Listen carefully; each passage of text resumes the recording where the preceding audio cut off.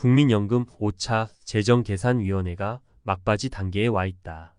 국회 연금개혁특별위원회도 2기 위원회를 출범시켜 다양한 주제를 논의하고 있다.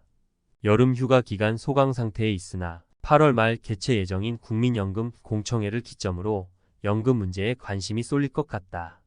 예정대로라면 공청회 이후 정부가 마련할 국민연금 종합운영계획이 국무회의를 거쳐 10월 국회에 제출될 것이다. 10월에는 국회 연금특위 논의 내용도 가시권에 들어온다. 바야흐로 연금 이슈가 주목받을 시즌이 다가오고 있다. 총선을 앞두고 있다 보니 연금 논의가 활기를 띠지 못할 가능성도 있다. 대신 세금 걷어 지급하는 기초연금 카드를 만지작거릴 가능성이 크다. 월 40만 원으로 연금액을 인상하겠다는 대선 공약과 함께 현재 노인 70%에게 지급하는 기초연금을 65세 이상 모든 노인에게 지급하겠다는 법안이 국회에 발의되어 있다. 연금 실상 잘 모르는 상태에서는 개혁 거부 여론 높지만 관련 내용 학습 이후 연금 개혁 지지율 극적으로 높아져 지급해야 할 연금액 대비 부족한 액수 GDP 130% 넘어 가입자당 7천만 원 넘는 빚진 국민연금 실상 공개해야. 최근 발표된 한국경영자총협회 경총의 연금 관련 조사 결과는 연금 문제를 좀 더 체계적으로 접근할 필요가 있음을 시사한다. 성인 1026명 대상의 2023 국민연금 현안 대국민 인식조사에 따르면 응답자 54.6%가 국민연금 수급 개시 연령을 65세 이상으로 상향하는 방안에 부정적이다. 현재 9%인 보험료 인상에도 70.8%가 부정적이었으며 보험료 납부 기간 연장 방안 역시 53.5%가 동의하지 않았다. 가시적 개혁 효과를 보여줄 조치들에 대한 반대 의견이 많다 보니 개혁은 물 건너간 거 아니냐는 판단이 설 법도 하다. 총선을 앞두고 정부 여당이 민감하게 반응할 수 있는 결과다. 어찌 보면 이러한 결과는 당연하다고 할 수 있다. 우리 연금이 처한 상황에 대한 이해가 높지 않은 상황에서 더 부담하고 늦게 받으라고 하니 부정적으로 답변하는 것이다. 여전히 우리에게 많은 선택지가 있다는 전제 아래 답변했을 가능성이 높다. 제대로 된 공론화 과정을 거쳐 성공적 연금 개혁을 이루어낸 영국 사례가 그래서 중요하다. 국회 연금개혁특위 자문회의에서 서울과학기술대 김영순 교수가 발표한 성공적 연금 개혁을 위한 공적 협의와 시민학습 영국 사례와 시사점은 공론화 과정의 중요성을 환기한다. 영국은 연금 개혁에 앞서 심층 의견 조사를 시작했다.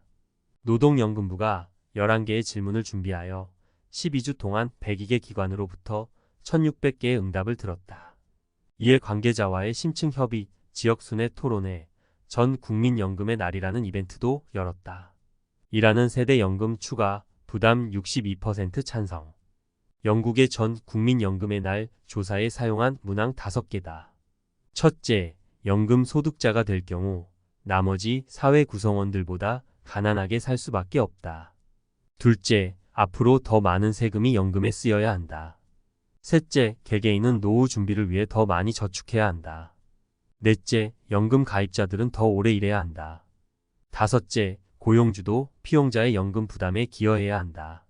이 문항들은 유기적으로 연결되어 있다. 지금 이대로라면 연금 소득자가 되었을 때 가난하게 살 수밖에 없는데 그렇게 되지 않으려면 더 많이 부담하고 더 오래 일하며 고용주도 더 부담해야 한다는 사실을 알려주고 있다. 이를 통해 연금 개혁은 고통스러울 수밖에 없다는 점을 각인시킨다. 단순 조사가 아니라 제대로 된 문항 구성과 관련 내용을 이해할 수 있는 사전 학습이 중요하다. 우리는 연금에 대한 충분한 학습 없이 질문만 한다. 현황에 대한 이해도가 떨어지다 보니 여전히 선택 여지가 많은 것으로 인식하여 응답한다. 앞서 언급한 경총 설문 역시 이러한 범주에 있다. 반면 영국 전 국민연금의 날의 조사는 사전 학습의 중요함을 확인시켜준다. 토론 전후 2차례의 공통된 질문의 응답에 큰 차이가 있다. 영국 조사 결과는 다음과 같다.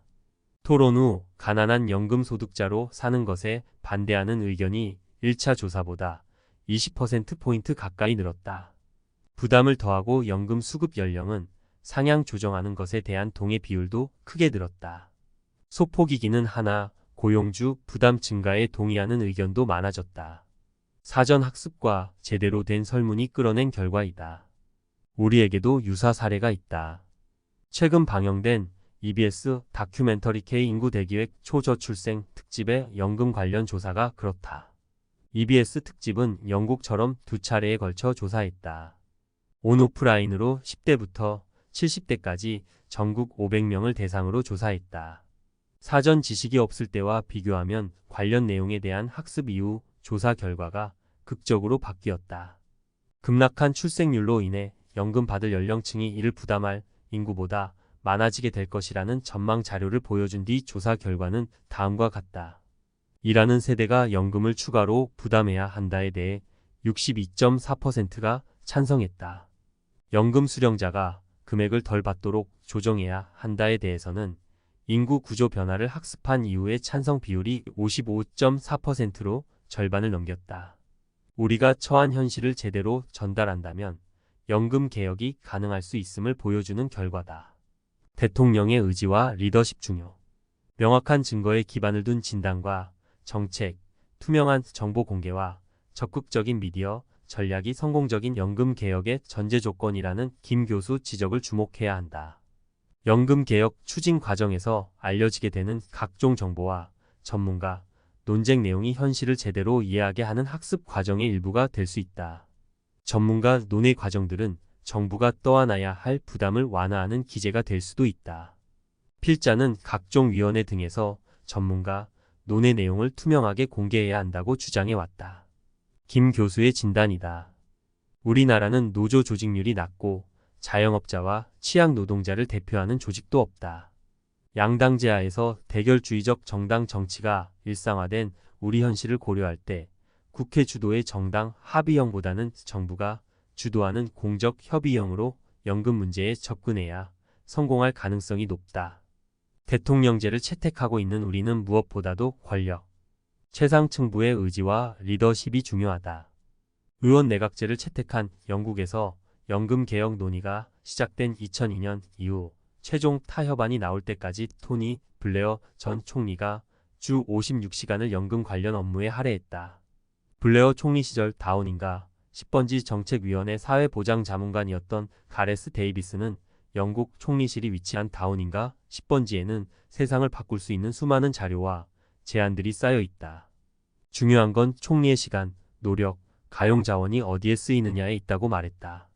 적지 않은 시간과 열정을 투입해야 성공적 개혁이 이루어질 수 있다. 연금 미적립 부채는 시한폭탄. 이러한 맥락에서 대통령과 주무부처 장관이 개혁의 시급성을 강조했던 20만 607년 상황을 되돌아볼 필요가 있다. 당시 국민에게 개혁 불가피성을 납득시킨 수단은 빠르게 늘어나는 연금 미적립 부채였다. 하루가 다르게 늘어나는 연금 미적립 부채가 마치 머리 위에서 돌아가는 시한폭탄과 같다는 표현이 연금 개혁의 절박성을 각인시킬 수 있었다. 이처럼 효과적인 수단이 있음에도 국민연금재정계산위와 국회 연금특위는 국민연금 미적립 부채 공개를 거부했다. 미적립 부채란 이미 지급하기로 약속한 연금액 대비 부족한 액수를 의미한다. 필자 추산에 따르면 공무원 연금을 포함한 공적연금 미적립 부채는 적게 잡아도 국내 총 생산 GDP의 130%를 넘는다. 33만 명이 가입한 사학연금 미적립 부채는 170조 원으로 가입자 1인당 5억 원 넘는 빚을 졌다. 국민연금도 가입자 1인당 7천만 원이 넘는 빚을 지고 있다. 이러한 내용을 제대로 알린다면 개혁이 가능할 수 있다. 이를 활용해 개혁에 성공한 경험도 있다. 국민연금 미적립 부채를 공개해야 한다고 거듭해서 주장하는 이유다. 최근 대통령 직속 경제사회노동위원회에 초고령사회 계속고용연구회가 출범했다. 연금 개혁을 뒷받침할 수 있는 중요한 논의가 시작되었다는 점에서 높게 평가하고 싶다.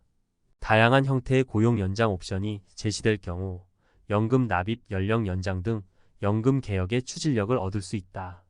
경사노위의 계속고용연구회처럼 개혁에 우호적인 여론을 형성할 수 있는 연구와 필요한 조치를 병행하여 개혁이 이루어질 수 있도록 총력을 다할 때이다.